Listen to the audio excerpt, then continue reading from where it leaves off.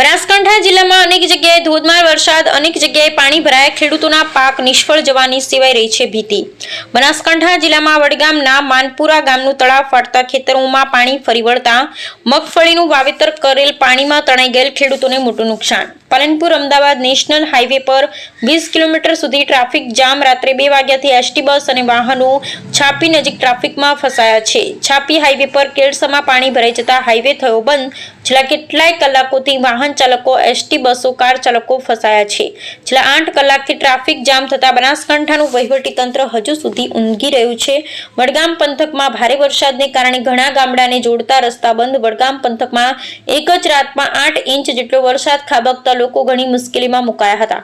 ઘણા ગામડાના રસ્તા પણ બંધ થઈ જવા પામ્યા હતા। છાપી પંથકમાં પડેલા ભારે વરસાદને કારણે છાપી કોટડી વચ્ચે આવેલો કોઝવે પાણીમાં ગરકાવ બની ગયો છે।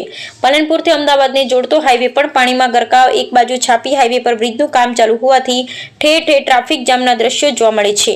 કોટડીથી છાપી જતો આ રોડ 10 થી 12 ગામડાને જોડે છે। વડગામ તાલુકાનું ફતેહગઢ ગામનું ઐતિહાસિક બળાસર તળાવ પણ ઓવરફ્લો થયું છે। વધારે પડેલા વરસાદને કારણે લોકોને ઘરમાં પુરાઈ રહેવાની ફરજ પડી છે। Bureau report Ramjibhai Raigor.